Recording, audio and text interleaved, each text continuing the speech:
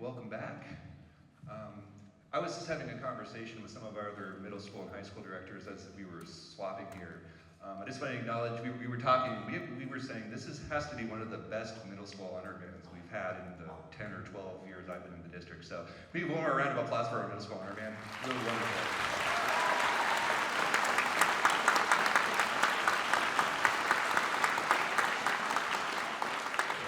On the stage, we have our high school honor band made up from students from our 6 comprehensive high schools and ISB. We are really fortunate this year to have Ed Protzman as our guest conductor.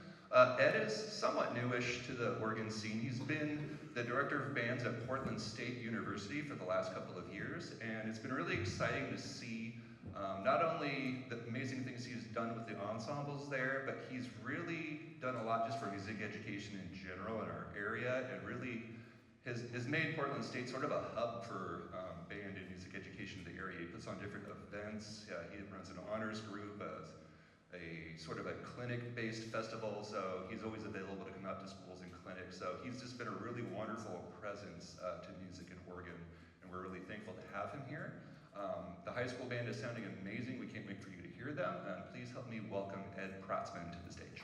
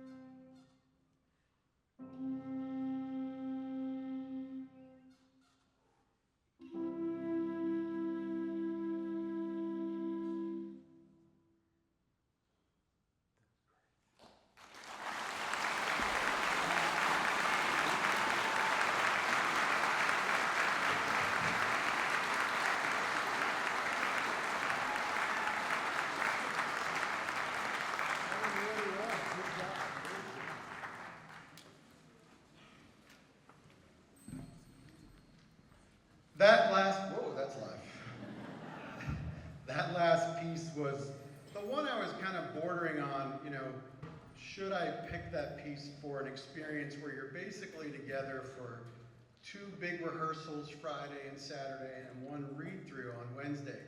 And not because it's a super technically difficult piece, but there's just a lot of artistic nuance to that piece that's really challenging. And so I'm so impressed by how well these students learn to perform that in such a short period of time.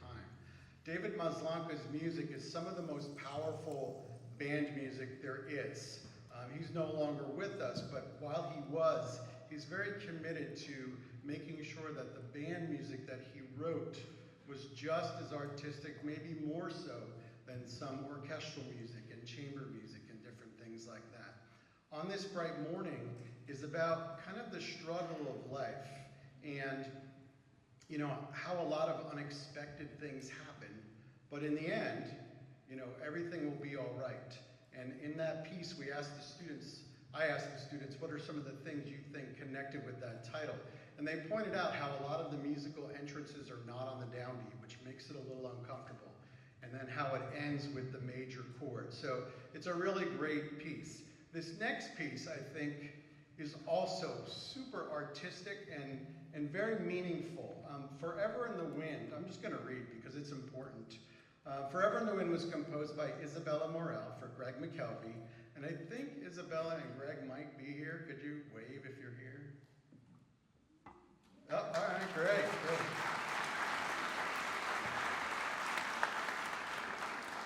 And the Battleground High School Band in Battleground, Washington.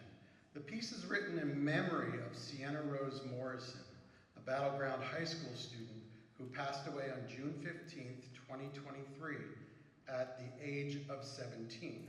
Sienna was an active leader in both the school's concert bands and jazz bands. She was a percussionist and is described as an incredibly phenomenal jazz drummer. But her legacy reaches far beyond music. Although she was more quiet and shy in her early years, she grew up to be passionate and driven, and she cared for her friends and family with all that she had in her.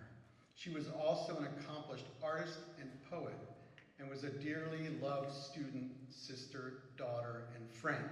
And the piece is meant to show, the struggles of losing someone and remorse, but just the brightness of a life and a presence.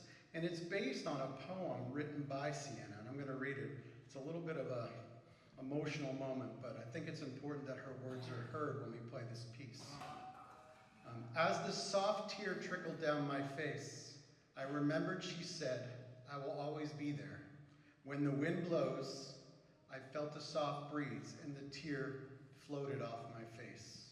And that's I'm in the Wind by Sienna Rose Morrison. We hope you enjoy this piece and could hear the musical contrast and meaning that's in it. And it's kind of the essence of what music is. It's powerful communication.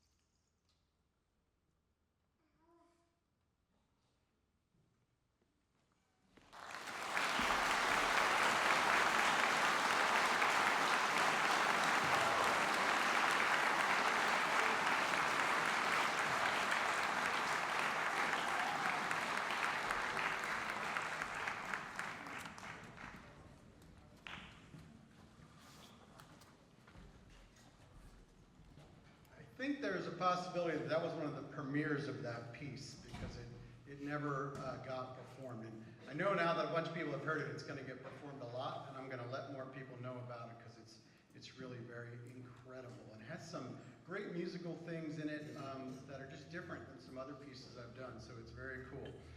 Before we wrap up here with our last piece, I'm going to piggyback on what was said earlier. This is such a great group of not just musicians, but human beings.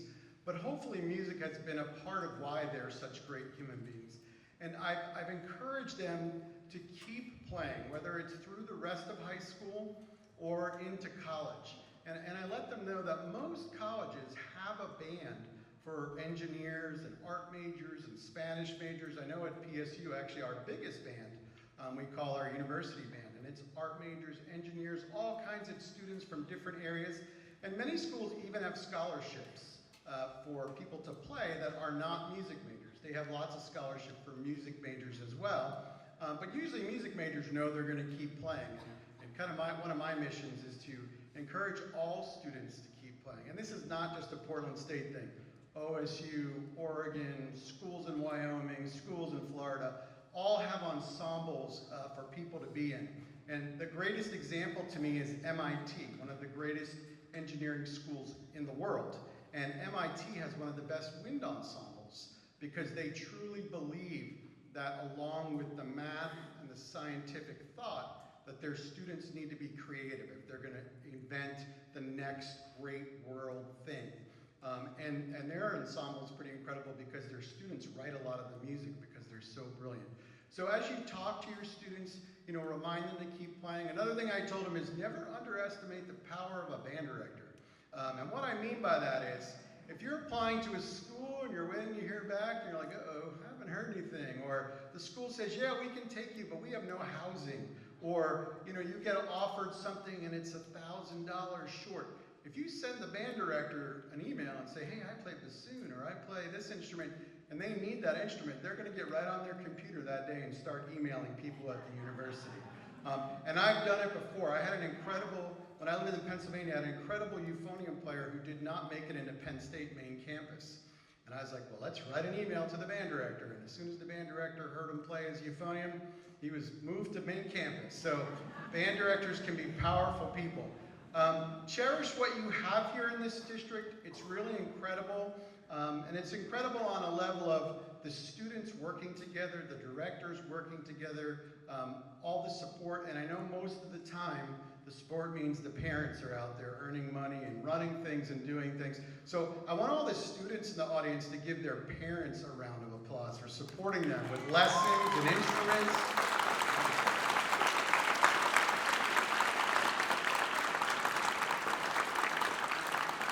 So this has been a great experience. And I told them after spending this much time with them and seeing how they work, if they need an extra person to put down on a recommendation for a job or for anything, they can use my name. My email's on the website at PSU because they are fantastic people and hard workers. This final piece, Satiric Dances, it's a classic band piece for back in the 50s or 60s. And it has a lot of unique things in it, but the final movement kind of pushes it right to the end. It's not a march, but it has that kind of energy. And we think you'll really enjoy Satiric Dances by Dello.